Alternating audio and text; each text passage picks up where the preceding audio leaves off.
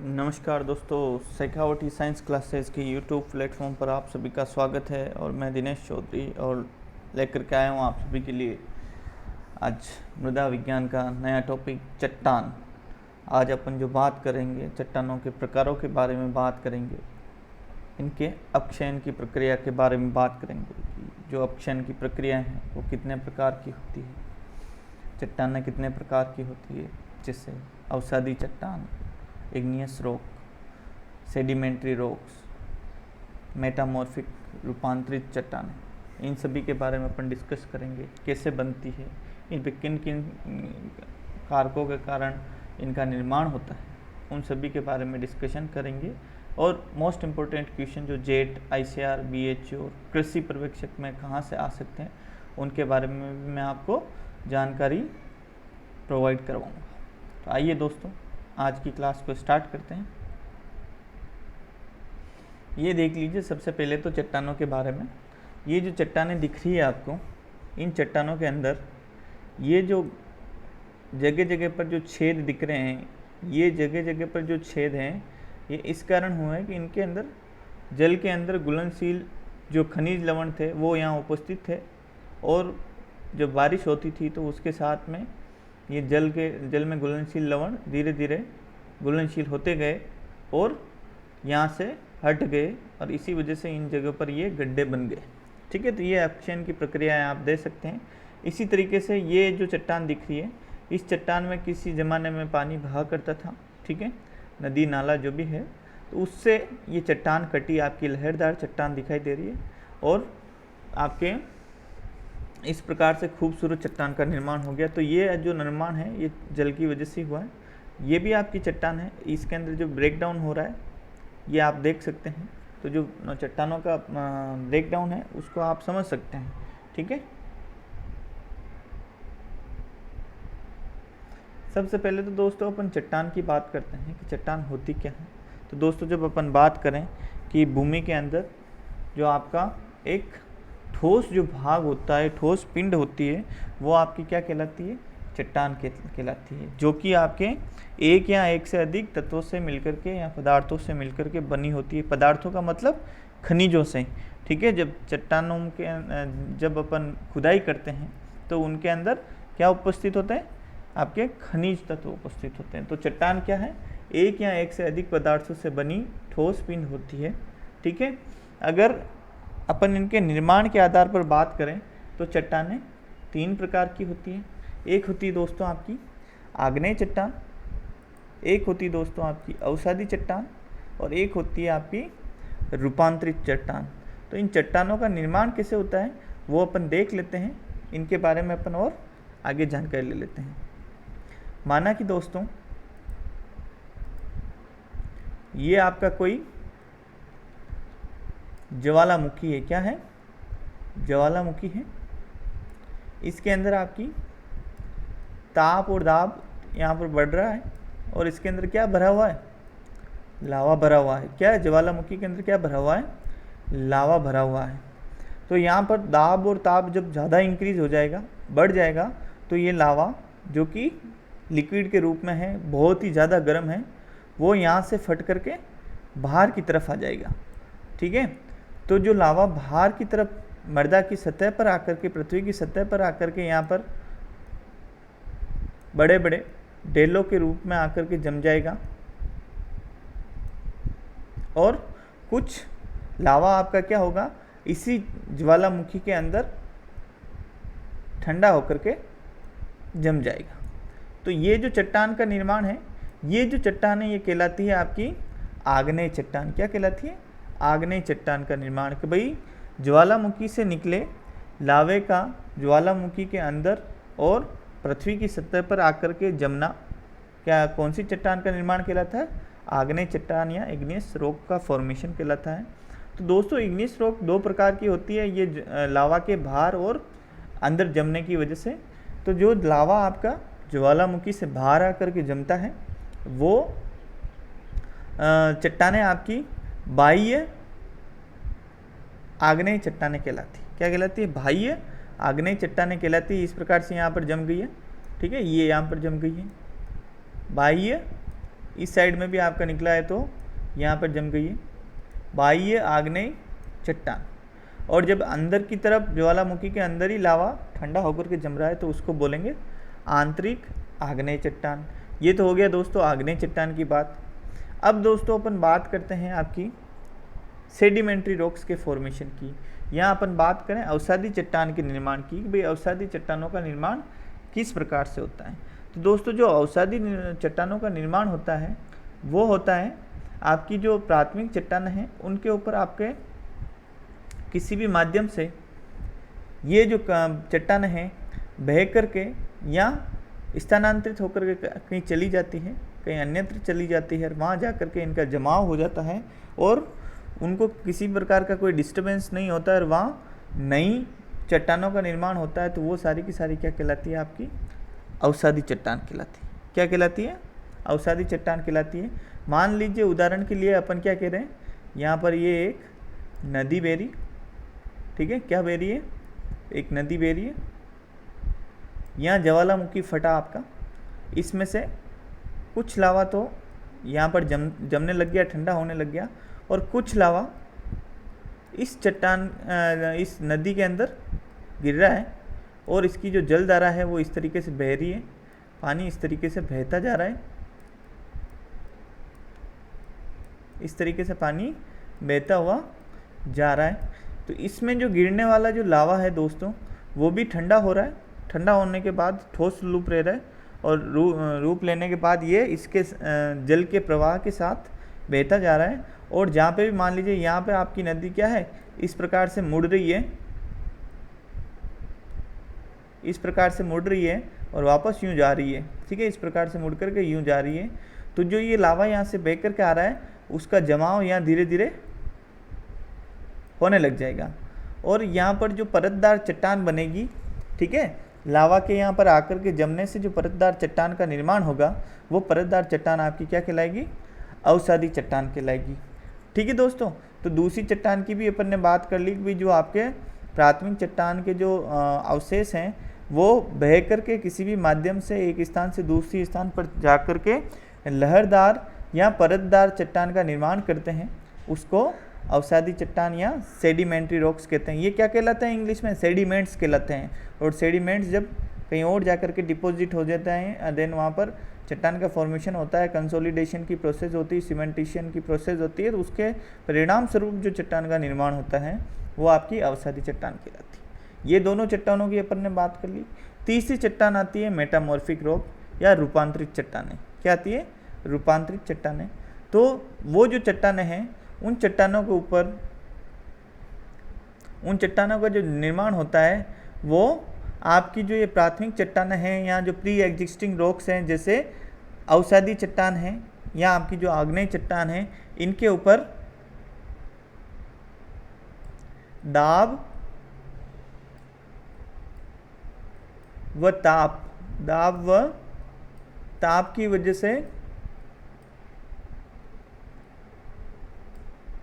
वजह से जो परिवर्तन आते हैं उन परिवर्तनों के परिणाम स्वरूप जो नई चट्टानों का निर्माण होता है वो सारी की सारी क्या कहलाती है, आपकी रूपांतरित चट्टानें कहलाती है।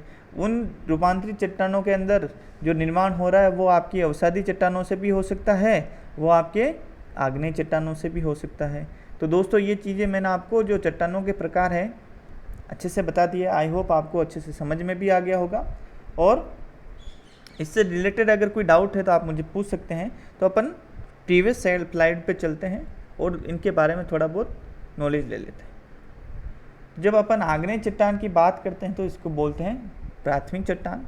और ये जो चट्टान होती है मैंने बताया था कि इसका निर्माण होता है, ये दो प्रकार की होती है, आंतरिक आग्नेय चट्टान और बाह्य चट्टान। और ये इसका निर्माण होता है ताप के कारण पिघले हुए पदार्थों जैसे लावा के जमने से बनी चट्टान क्या कहलाती, आग्नेय चट्टान कहलाती है, जो मैंने आपको बता दिया। ठीक है, दूसरी चट्टान है अवसादी चट्टान, इंग्लिश में बोलते हैं सेडिमेंट्री रॉक्स, जिसको पातालिक चट्टान या जलद चट्टान भी कहते हैं। इसका इंग्लिश भी मैं आपको बता दूंगा साथ ही साथ में। ठीक है, अवसादी चट्टान, पातालिक चट्टान या जलद चट्टान। इसका निर्माण किस प्रकार से होता है? प्राचीन चट्टानों के अवशेष से प्राप्त सामग्री के एक स्थान से दूसरे स्थान पर जाकर जमने से बनी परतदार चट्टान को क्या कहते हैं? अवसादी चट्टान कहते हैं। ठीक है। तीसरी जो चट्टान है जिसकी अपन ने बात करी वो है रूपांतरित चट्टान या मेटामॉर्फिक रॉक। इस चट्टान का जो निर्माण होता है वो निर्माण आग्नेय व अवसादी चट्टानों पर दाब व ताप की क्रिया के मूल रूप में परिवर्तन होने से होता है। ठीक है। जो आग्नेय चट्टान है, आपकी अवसादी चट्टान है, उन चट्टानों के अंदर ताप और दाब का परिवर्तन होता है और उस परिवर्तन के परिणाम स्वरूप जो नई चट्टानों का निर्माण होता है वो रूपांतरित चट्टानें कहलाती है। तो दोस्तों इसका जो एग्जाम्पल है वो भी मैं अपन आगे डिस्कस करेंगे, परंतु जब ये अपन यहाँ चट्टानों के प्रकारों की बात कर रहे हैं तो आपको अच्छे से समझ में आ गया होगा। अगर कोई पॉइंट समझ में नहीं आया है तो आप मुझे कमेंट बॉक्स में लिख कर ज़रूर बताएं ताकि मैं आपको मदद कर सकूं, आपकी हेल्प कर सकूं। ठीक है। आगे बढ़ते हैं दोस्तों। अब अपन एक एक करके चट्टानों के बारे में पढ़ लेते हैं। तो पहले जो अपन बात कर रहे थे आग्नेय चट्टान के बारे में, वो क्या होती है वो देखते हैं। भाई आग्नेय चट्टान आपकी दो प्रकार से होती है। आग्नेय चट्टान दो प्रकार की होती है। एक क्वेश्चन जो पूछते हैं कि जो आपकी भूपपड़ी है, क्या है? भूपपड़ी है, उसके पृथ्वी की सतह से लेकर के 5 किलोमीटर गहराई तक सबसे ज़्यादा मात्रा में कौन सी चट्टान पाई जाती है? तो दोस्तों आपकी अवसादी चट्टान पाई जाती है। ठीक है।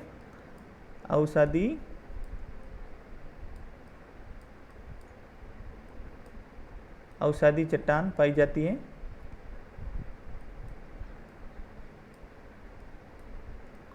74% के आसपास एरिया इस अवसादी चट्टान का होता है, अप टू 5 किलोमीटर, 5 किलोमीटर तक ऊपरी। ठीक है ना।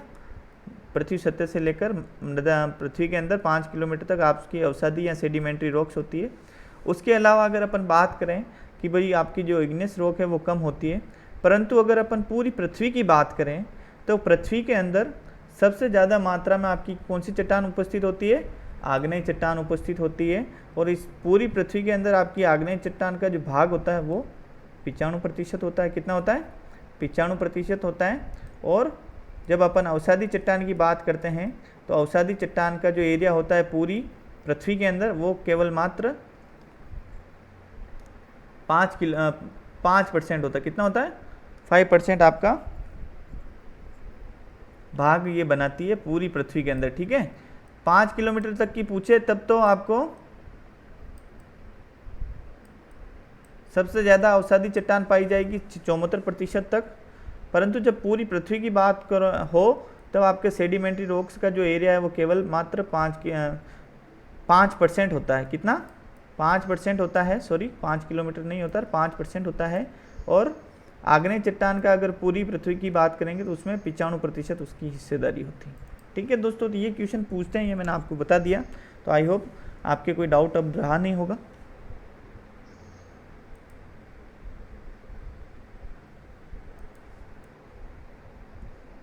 आगे चलते हैं और अब इनके प्रकारों के बारे में बात कर लेते हैं और डिटेल में। ठीक है, कि क्या कहते हैं।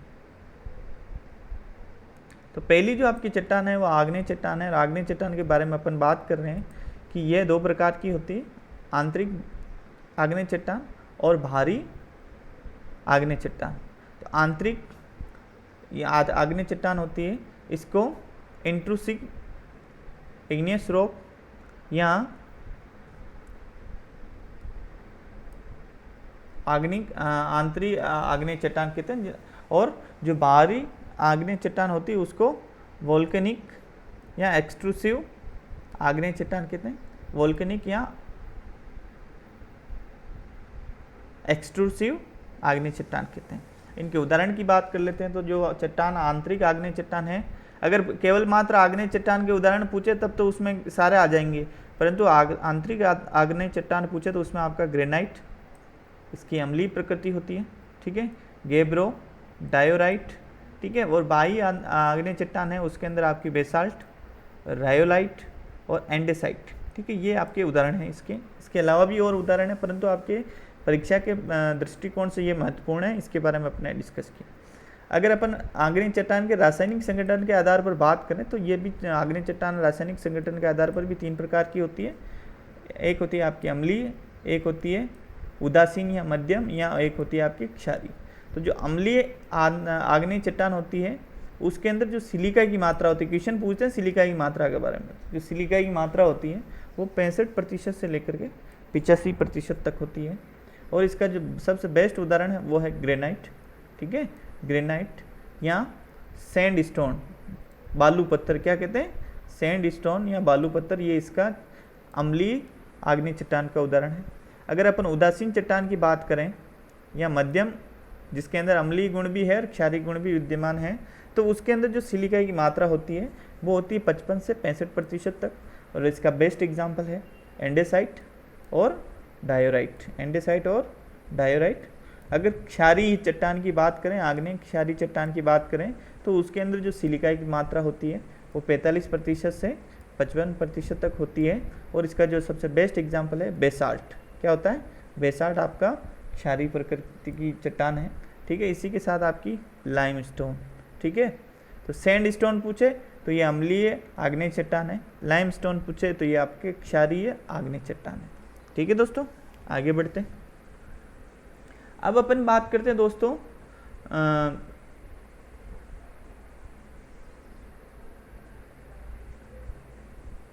अवसादी चट्टान के बारे में।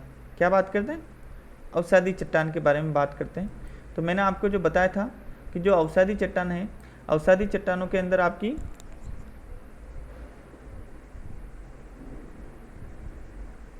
अवसादी चट्टानों का जो निर्माण है वो किससे हो रहा था, आपके आग्नेय चट्टानों से इनका निर्माण हो रहा था, परंतु ये आपके जल के साथ में बह करके आग्नेय चट्टान के जो भाग है वो कहीं और जाकर के जम गए थे, इसलिए इनको अपन ने अलग से अवसादी चट्टान या पातालिक या जलज चट्टान का नाम दे दिया। तो अगर आपको उदाहरण पूछ ले कि भाई अवसादी चट्टान का निम्न में से उदाहरण कौन कौन से हैं, तो अवसादी चट्टान की जब अगर बात करें तो उसमें सबसे बेस्ट एग्जाम्पल आपका आ जाएगा सैंड स्टोन। ये सैंड स्टोन को आपको आग्नेय चट्टान का उदाहरण नहीं लिखना है, वो केवल अपन ने जो उसकी जो रासायनिक प्रकृति थी उस हिसाब से अपन ने उसको वहाँ विभाजित कर लिया था, परंतु ये अवसादी चट्टान का उदाहरण है, ये आपकी एक प्रकार की अवसादी चट्टान है, तो इसको यही याद रखना है। Sand stone, dolomite, lime stone और शेल, ये सारे के सारे आपके क्या हैं, अवसादी चट्टान है, ठीक है, पातालिक या जलज चट्टान है। अब बात करते हैं दोस्तों रूपांतरित चट्टानों के बारे में। तो रूपांतरित चट्टानों के जो उदाहरण हैं वो भी अपन देख लेते हैं। देखो ये आपकी प्री एग्जिस्टिंग रॉक है, ठीक है, और ये आपकी रूपांतरित चट्टान है। इसी प्रकार से ये आपकी प्री एग्जिस्टिंग रॉक है और ये आपकी रूपांतरित चट्टान है। तो ग्रेनाइट जो आपकी आग्नेय चट्टान है उससे रूपांतरित जो चट्टान है निस का निर्माण होता है। किसका होता है, निस का निर्माण होता है। इसी प्रकार से जो आपकी क्षारीय आग्नेय चट्टान है उससे आपका सिस्ट का निर्माण होता है, सिस्ट का निर्माण होता है। और इसी तरीके से अपन कोल की बात करते हैं तो जो कोल चट्टान है उस कोल चट्टान से ग्रेफाइट का निर्माण होता है, ठीक है। और अपन सैंड स्टोन की बात करें तो सैंड स्टोन आपकी एक क्या है, अवसादी चट्टान है। अवसादी चट्टान से सैंड स्टोन से क्वार्टजाइट का निर्माण होता है, क्वार्टजाइट रूपांतरित चट्टान का निर्माण होता है, ठीक है। और लाइमस्टोन की बात करते हैं तो लाइमस्टोन आपकी एक अवसादी चट्टान है और इस अवसादी चट्टान से आपके रूपांतरित मार्बल जो चट्टान है उसका निर्माण होता है। तो ये क्वेश्चन आपको पूछते हैं कि मार्बल का निर्माण किससे होता है, तो वो लाइमस्टोन से होता है। शेल की जब अपन बात करते हैं तो ये भी आप एक प्रकार की अवसादी चट्टान है और इससे आपकी रूपांतरित जो चट्टान है स्लेट, इसका निर्माण होता है। तो ये दोस्तों अपन ने जो मोटे मोटे क्वेश्चन आपके आ सकते हैं कि भाई निस का निर्माण किससे होता है, तो ग्रेनाइट चट्टान से होता है, सिस्ट का किससे होता है, तो बेसाल्ट से होता है, ग्रेफाइट का किससे होता है, कोल से होता है, क्वार्टजाइट रूपांतरित चट्टान का निर्माण किससे होता है, तो सैंड स्टोन चट्टान से होता है, मार्बल का निर्माण किससे होता है, तो लाइम स्टोन से होता है, और स्लेट का निर्माण किससे होता है, तो शेल चट्टान से होता है। तो इनके बारे में अपन ने डिस्कस किया। आगे बढ़ते हैं दोस्तों। अब जो मोस्ट इंपॉर्टेंट टॉपिक है आपके एग्जाम के पॉइंट ऑफ व्यू से वो है दोस्तों आपका चट्टानों का अपक्षय।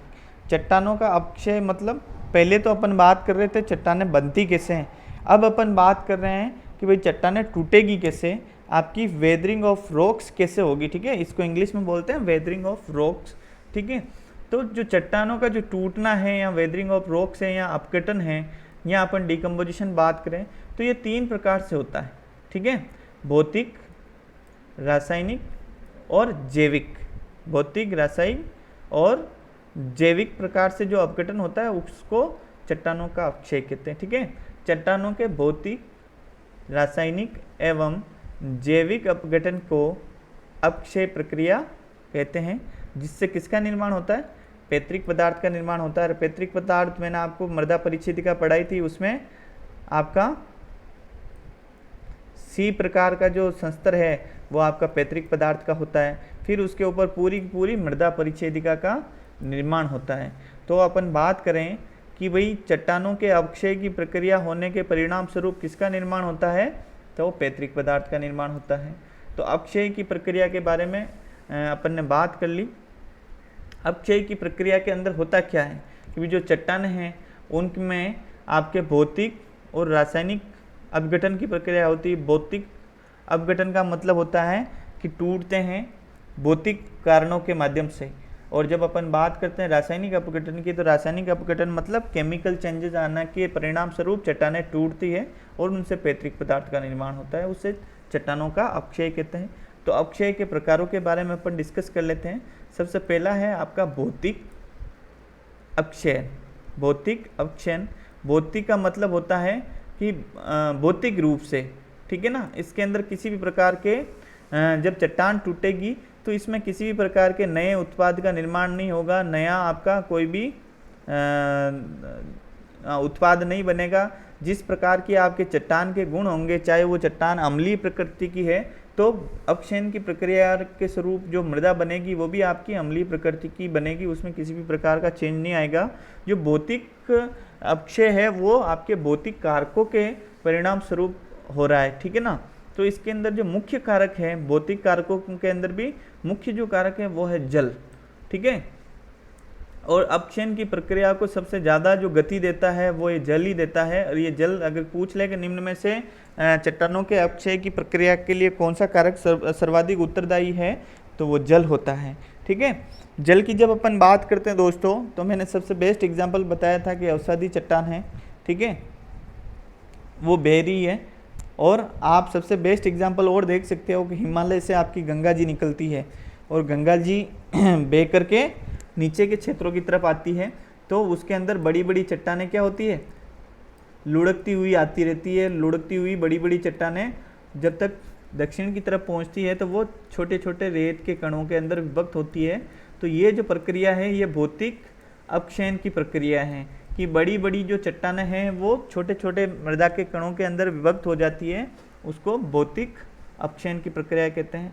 दोस्तों ये जो भौतिक अपक्षयन की प्रक्रिया है ये उन क्षेत्रों में होती है जहाँ पर जल की कमी होती है। कहाँ पर जल की कमी होती है, जैसे अपने शुष्क क्षेत्रों की बात करें अपन, ठीक है। और ये जो एग्जाम्पल बताया हूँ ये भी आपका जल का ही है, ठीक है, पर ये भी एक भौतिक अपक्षयन की प्रक्रिया का ही है, परंतु ये कहाँ का है? जहाँ पर जल की अधिकता है, जहाँ पर नदियाँ नाले हैं। भौतिक अपक्षय आपके जहाँ पर शुष्क क्षेत्र है, जहाँ पर थोड़ी भी जल की कमी है, वहाँ पर ये पाया जाता है, ठीक है। इसके अलावा तापमान की बात करें तो जो तापमान है आपका, चट्टान है हिमालय की है, तो इन हिमालय की चट्टानों में आपके जब तापमान बिल्कुल गिरता है तो गिरने की वजह से इन चट्टानों के मध्य में जो केविटीज़ होती है, गुफाएं होती है, उनके अंदर बर्फ़ जम जाता है और बर्फ़ जमने से पानी का जो आयतन है वो 9 गुना बढ़ जाता है। कितने गुना? 9 गुना बढ़ जाता है। और 9 गुना बढ़ता है उस समय जो चट्टान के ऊपर दाब डालता है वो डालता है 1465 टन। कितना? 1465 टन दबाव वो चट्टान के ऊपर डालता है। और जब ये दबाव चट्टान के ऊपर पड़ता है तो जो बड़ी बड़ी चट्टानें हैं वो 2 भागों के अंदर टूट जाती है। तो क्वेश्चन पूछते हैं कि भाई जो आपके तापमान के कारण जो भौतिक अपक्षय होता है, तो जब पानी बर्फ़ बनता है तो उसका आयतन कितना गुना बढ़ जाता है? तो 9 गुना उसका आयतन बढ़ जाता है। और चट्टान के ऊपर कितना दबाव बनाता है? तो 1465 टन का वो दबाव बनाता है। तो इस तरीके से जब चट्टान टूटती है तो उसको भी अपन भौतिक अपक्षय के प्रकार के अंदर रखते हैं। बर्फ़ की बात करते हैं। बर्फ़ भी ये हिमालय रीजन का ही है। ये मान लीजिए आपके पहाड़ है, इन पहाड़ी क्षेत्रों में यहाँ पे बर्फ़ जमी हुई है, तो ग्लेशियर है, ठीक है, बर्फ़ जम रही है। और जब ग्लेशियर यहाँ से टूटेगा और नीचे की तरफ आएगा, तो जब ग्लेशियर यहाँ से टूटेगा तो इसके यहाँ पर जो चट्टानें हैं उन चट्टानों को भी अपने साथ लुढ़का के लेकर के आएगा। तो जब चट्टानें भी इनके साथ घर्षण के कारण ऊपर से नीचे की तरफ आएगी, तो घर्षण होने की वजह से वो छोटे छोटे कणों के अंदर टूट जाएगी, और ये जो टूटने की प्रक्रिया है उसको अपन अपक्षय कहते हैं। और ये भी एक आपके भौतिक अपक्षयन की प्रक्रिया है। वायु की बात करते हैं तो ये मुख्यतः दोस्तों आपके मरुस्थलीय क्षेत्रों में आपको देखने को मिलती है। ज़्यादातर जो वायु चलती है बहुत तेज़ गति से चलती है, और उसके अंदर मृदा के जो सूक्ष्मतम कण हैं उनका निर्माण, जो थोड़े थोड़े से बड़े जो कण होते हैं मृदा के, उन मृदा के कणों का क्या है, एक जगह से उड़ करके दूसरी जगह पर जाना और वहाँ पर छोटे छोटे कणों के अंदर विभक्त हो जाना भौतिक अपक्षय का प्रकार है। ठीक है, मान लीजिए मरुस्थल क्षेत्र के अंदर आपके ये जो बड़े बड़े कण हैं मृदा के, वायु इस दिशा में चल रही है, तो ये यहाँ से उड़ करके और पृथ्वी की सतह पर रगड़ करके अन्यत्र जगह पर जाएंगे। तो जब ये पृथ्वी की सतह पर रगड़ेंगे ये कण, तो इनके यहाँ पर घर्षण लगेगा, और घर्षण लगने की वजह से ये कण टूटेंगे, और जब टूटेंगे तो ये जो प्रक्रिया होगी वो आपकी अपक्षयन की प्रक्रिया कहलाएगी। तो दोस्तों ये जो क्वेश्चन है इससे संबंधित ये मैंने आपको बता दिए कि भाई भौतिक अपक्षय आपका किन क्षेत्रों में हो सकता है, तो शुष्क और अर्ध शुष्क क्षेत्रों में होता है। ठीक है, और इसके अंदर भौतिक जो आपके कारक है वो काम करते हैं। आगे बढ़ते हैं दोस्तों, रासायनिक अपक्षयन के बारे में बात करते हैं। तो रासायनिक जो अपक्षयन है इसके अंदर विभिन्न प्रकार की प्रक्रियाएं होती है, और रासायनिक जो आपकी अपक्षयन की प्रक्रियाएं ज़्यादातर जिन क्षेत्रों में पानी की कमी नहीं होती है वहाँ पर ये संपन्न होती है, क्योंकि इनका जो मेन जो एजेंट है या जो आपकी प्रक्रिया को संपन्न करवाता है वो पानी होता है। क्या होता है? पानी होता है। और जहाँ पर पानी ज़्यादा होगा तो वहाँ पर सारी क्रियाएं अच्छे से होगी। तो रासायनिक प्रक्रियाएं उन क्षेत्रों में होती है जहाँ पर पानी की अधिकता होती है, जैसे कि आपके ट्रॉपिकल एरिया से उष्ण क्षेत्र हैं जहाँ पर ताप भी रहता है और पानी भी ज़्यादा होती है, बारिश भी होती है। तो अपन प्रक्रिया की बात करें रासायनिक की, तो रासायनिक जो अपक्षयन की प्रक्रिया होती है, तो जब बड़ी बड़ी चट्टानें आपकी छोटी छोटी चट्टानों के अंदर चेंज होती है रासायनिक अपघटन की रासायनिक अपक्षयन की प्रक्रिया के थ्रू, केमिकल वेदरिंग के थ्रू, तो इस बड़ी चट्टान का जो गुण है वो उन गुणों में परिवर्तन आकर के नई चट्टानों का मतलब परिवर्तन आकर के आपका ये जो उत्पाद बन रहे हैं आपके उनमें परिवर्तन आ जाता है, केमिकल चेंजेज आ जाता है। परंतु जब अपन भौतिक अपक्षय प्रक्रिया की बात कर रहे थे तो उसके अंदर जो आपकी बड़ी चट्टान टूट रही थी और छोटे छोटे कणों के अंदर विभक्त हो रही थी, तो उसमें कोई भी पदार्थों में आपके रासायनिक परिवर्तन नहीं हो रहे थे। परंतु जब अपन रासायनिक अपक्षय की प्रक्रिया के बारे में बात करेंगे तो जो चट्टान है, बड़ी चट्टान जब टूट करके छोटे छोटे कणों में विभक्त होगी तो इसमें रासायनिक परिवर्तन आ जाएंगे। ठीक है ना, ये चीज़ आपको याद रखनी है। तो रासायनिक अपक्षय की जो प्रक्रिया है, केमिकल वेदरिंग है, वो विभिन्न प्रकार की है, वो अपन देख लेते हैं। सबसे पहले अपन बात करते हैं विलयन के बारे में। और विलयन की जब अपन बात करते हैं तो उसमें आता है जल का नाम, और जल आपको पता है सर्वत्र विलायक है। इसके अंदर सब चीज़ें आपकी घुलनशील होती है, और घुलनशील होने की वजह से ही अपन देखते हैं कि भाई आपके मृदा के अंदर जो खनिज तत्व उपस्थित हैं वो धीरे धीरे एक जगह से हटते रहते हैं जल के अंदर घुलनशील हो करके, और उन चट्टानों के अंदर गड्ढे पड़ जाते हैं, आपको बड़े बड़े से होल उसमें नज़र आते हैं। तो वो आपके विलयन के बनने के परिणाम स्वरूप ही होता है। और जो ये विलयन जो बनते हैं, ठीक है, सॉल्यूशन जो बनते हैं, ये डिपेंड करता है आपकी चट्टान की प्रक्रिया के प्रकृति के ऊपर। अगर अपन बात करें कि आपकी कोई चट्टान हेलाइट है, ठीक है ना, हेलाइट का मतलब NaCl, हेलाइट है या नमक की चट्टान है, तो उस नमक की चट्टान की जब अपन बात करते हैं तो हेलाइट चट्टान आपकी क्या है, जल के अंदर घुलनशील है, बहुत ज़्यादा घुलनशील है। तो ये घुलनशील होगी तो जो नमक है वो आपके Na और Cl के अंदर टूट करके विभक्त हो जाएगा, जल के साथ में चला जाएगा। परंतु अपन बात करते हैं क्वार्ट्ज की, ठीक है ना। तो क्वार्ट्ज आपकी जो चट्टान है वो जल के अंदर बहुत ही कम घुलनशील है। तो इसकी जो अपक्षयन की प्रक्रिया होगी वो जल पर बहुत कम निर्भर करेगी, क्योंकि जब अपन बात करते हैं कि जो जल में सोल्यूबिलिटी जिन जिन खनिजों की ज़्यादा होगी वो ज़्यादा अपक्षयित होंगे। और अगर अपन बात करें कि जो जल की अपक्षयन की जो प्रक्रिया है, घुलनशीलता है, उस घुलनशीलता को कौन बढ़ाता है? CO2 बढ़ाता है। अगर आपकी CO2 की मात्रा मृदा विलयन में या आपके जहाँ पे भी जल उपस्थित है उसके अंदर ज़्यादा होगी, मृदा के अंदर तो ज़्यादा होगी, तो ये जल के साथ में अभिक्रिया करके आपका किसका निर्माण करेंगे? कार्बनिक अम्ल का निर्माण करेंगे। और कार्बनिक अम्ल क्या करेगा? आपकी जो खनिजों के जल में घुलनशीलता है उसको बहुत ज़्यादा बढ़ा देंगे। तो जो CO2 की जो मात्रा है वो क्या करेगी? मृदा विलयन को बढ़ाने में सहायता करेगी। भाई जितनी ज़्यादा CO2 होगी वो जल के साथ रिएक्शन करेगी और कार्बनिक अम्ल का निर्माण करेगी। और कार्बनिक अम्ल किससे प्रक्रिया करेगा? क्रिया करेगा चट्टानों के अंदर जो उपस्थित खनिज है उनसे क्रिया करेगा और उनको अघुलनशील रूप से घुलनशीलता की तरफ बढ़ाएगा। और जितनी ज़्यादा CO2 होगी उतनी ज़्यादा आपके कार्बनिक एसिड का निर्माण होगा और आपकी जो खनिजों की जो घुलनशीलता है वो जल में बढ़ती जाएगी। तो ये जो डिपेंड करेगा वो CO2 की मात्रा के ऊपर करेगा और आपकी चट्टानों की प्रकृति के ऊपर डिपेंड करेगा।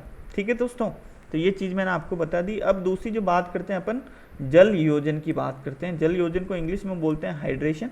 ठीक है, हाइड्रेशन बोलते हैं। हाइड्रेशन का मतलब होता है कि जो जल के अणु होते हैं वो बिना ब्रेक डाउन हुए ही सीधे से आपके किस में जुड़ जाते हैं? खनिजों के साथ जुड़ जाते हैं। और ये जो जल योजन की जो रासायनिक अपक्षयन की प्रक्रिया है मुख्यतः द्वितीयक खनिजों के अंदर सबसे ज़्यादा होती है। मुख्यतः द्वितीयक खनिजों के अंदर सर्वाधिक ज़्यादा मात्रा में होती है।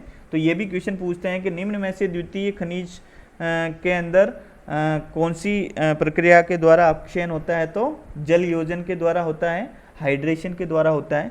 तो ये आप देख रहे हैं कि ये हाइड्रेटेड आपका क्या है? कैल्शियम सल्फेट की एक चट्टान है। इस कैल्शियम सल्फेट के साथ में आपके जल के दो अणु सीधे रूप से जुड़ रहे हैं और आपके जिप्सम का निर्माण कर रहे हैं। ठीक है, तो ये जो जिप्सम का निर्माण हो रहा है वो आपके जल योजन की प्रक्रिया के स्वरूप हो रहा है। और मैंने आपको बताया था जब आपको वो खनिज पढ़ाए थे, तो जो आपकी जिप्सम है वो क्या है? आपके द्वितीयक खनिज का उदाहरण है। तो जो जल योजन की प्रक्रिया है वो कहाँ होती है? द्वितीयक खनिज के अंदर होती है। और उससे सीधे रूप से वो खनिजों के साथ में जल के अणु जुड़ते हैं। उनके अंदर किसी भी प्रकार का हाइड्रोलाइसिस की प्रक्रिया नहीं होती है, अपघटन की प्रक्रिया नहीं होती। ठीक है दोस्तों, आगे बढ़ते हैं। तीसरा जो है वो है जल अपघटन। रासायनिक जो अपक्षय की प्रक्रिया चल रही है उसमें जो तीसरा आपका तरीका है वो है जल अपघटन, जिसको बोलते हैं वाटर हाइड्रोलाइसिस। Water hydrolysis.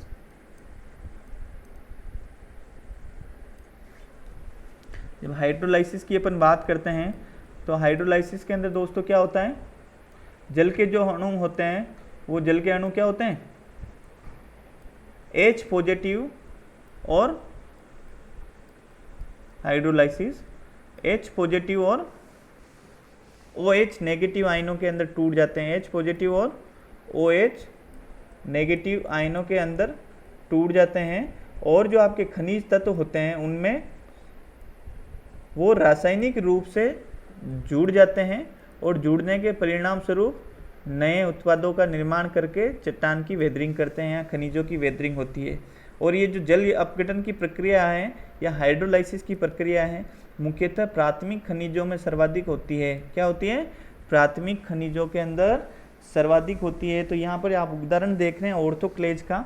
तो ऑर्थोक्लेज में के साथ में आपके H2O रिएक्शन कर रहा है और इसमें आपका जो H+ आयन है वो इसके साथ जुड़ करके अम्लीय सिलिकेट निर्माण कर रहा है और पोटेशियम हाइड्रोक्साइड आपका रिलीज हो रहा है। ठीक है, OH पोटेशियम के साथ जुड़ करके वो रिलीज हो रहा है। ठीक है, तो ये चीज़ आप देख सकते हो। इसी तरीके से जो आपके 8 अणु हैं जो इसके साथ में एल्यूमिनियम सिलिकेट के साथ में जुड़ रहे हैं और आपके एल्यूमिनियम बॉक्साइड का निर्माण कर रहे हैं और सिलिसिलिक अम्ल का निर्माण हो रहा है।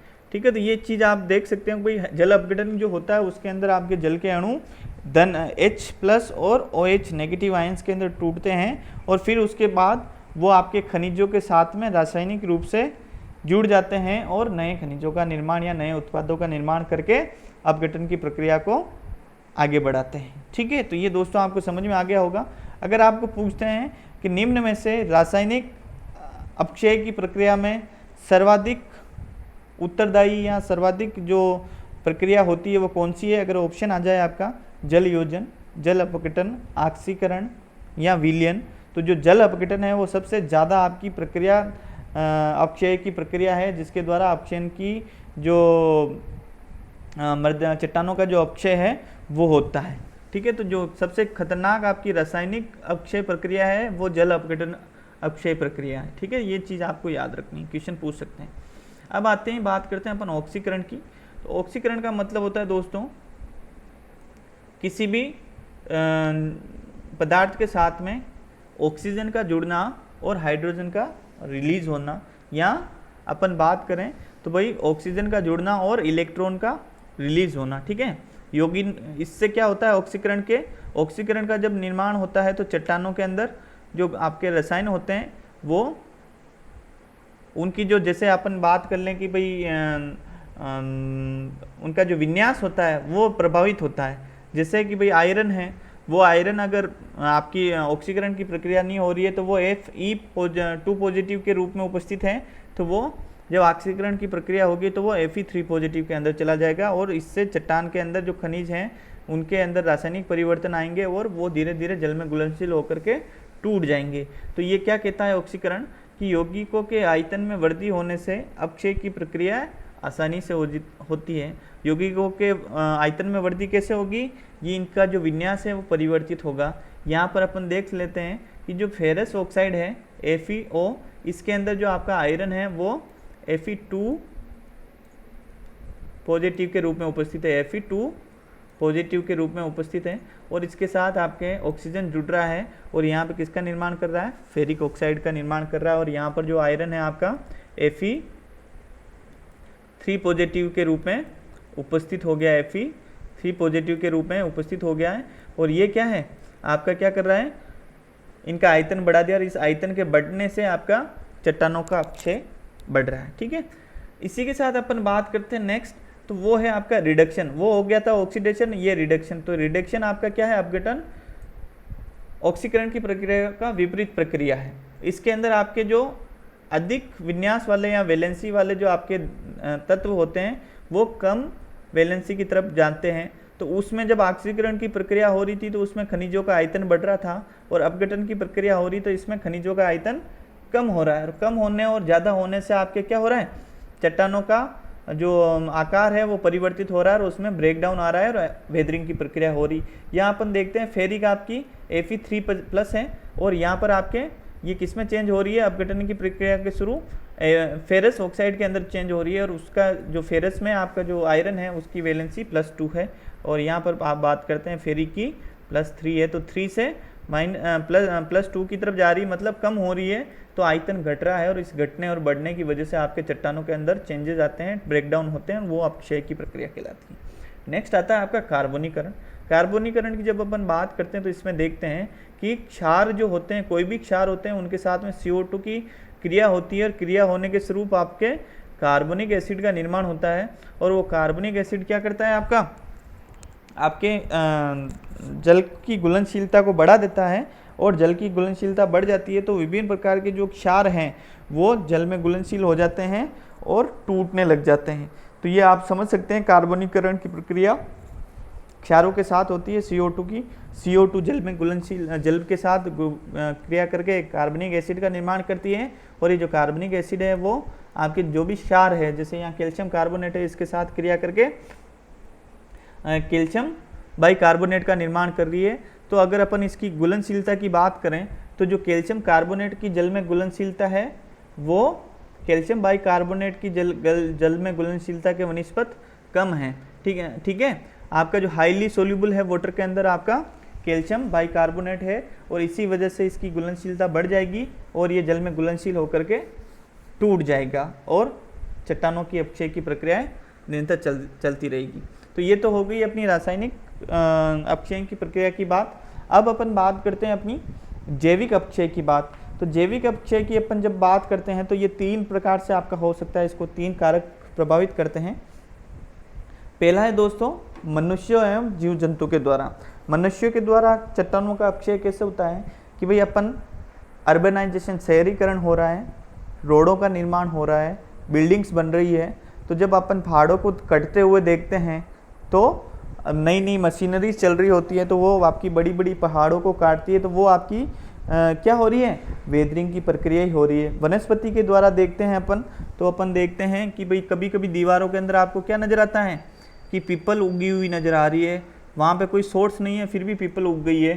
तो जो ये गुहाएँ होती हैं, इनके अंदर छोटी छोटी जो गुहाएँ होती हैं, उनमें पेड़ पौधे उग जाते हैं और पेड़ पौधों की जड़ें धीरे धीरे धीरे धीरे अंदर प्रवेश करती जाती है इनकी गहराई के अंदर और अपना आयतन बढ़ाती रहती है। जब आयतन बढ़ाती है तो ये जो बड़ी चट्टान होती है वो क्या करती है, छोटे छोटे टुकड़ों के अंदर टूट जाती है, छोटे छोटे टुकड़ों के अंदर टूट जाती है। तो ये भी आपका जैविक अपक्षय का उदाहरण है। अब अपन बात करें सूक्ष्म जीवों की बात, तो सूक्ष्म जीव ज़्यादातर आपके जो कोस्टल एरियाज़ है, जहाँ समुद्री तटीय क्षेत्र हैं, वहाँ पर बहुत ज़्यादा मात्रा में ये प्रभावित करते हैं चट्टानों के अपक्षय को, कि भाई ये चट्टान है, इस चट्टान के ऊपर आपके एक सूक्ष्म जीवों की परत जम गई है और वो धीरे धीरे धीरे धीरे इसकी ऊपरी परत को, जैसे ओनियन की परत होती है ना, उस तरीके से धीरे धीरे उस ऊपरी परत को खोखला करते जाते हैं और चट्टानों का अपक्षय होता जाता है। तो दोस्तों जो अपन यहाँ डिस्कस किया उसके अंदर सारे के सारे आज जो टॉपिक थे वो मैं बताया हूँ। इससे रिलेटेड जो क्वेश्चन है वो क्वेश्चन जो क्विज सीरीज आएगी उसमें अपन डिस्कस करेंगे कि आपके कॉम्पिटिटिव एग्ज़ाम के अंदर क्वेश्चन किस प्रकार से आ सकते हैं। अभी अपन जो बात कर रहे हैं वो थ्योरेटिकली बात कर रहे हैं, आपको समझना बहुत ज़रूरी है। प्रश्न तो मैं आपको गारंटी देता हूँ आप चुटकियों के अंदर कर जाओगे। कोई भी कंपटीशन एग्ज़ाम होगा, अगर इसमें से इस टॉपिक में से क्वेश्चन आया तो वो बाहर नहीं जाएगा, ये मेरा वादा है। मैं आपको वादा कर रहा हूँ कि जो भी मैं प्रश्न बताऊँगा उन्हीं में से क्वेश्चन आने हैं। तो पहले आपको थ्योरेटिकली समझना बहुत ज़रूरी है, ठीक है। जब आप थ्योरेटिकली किसी चीज़ को समझ लोगे तो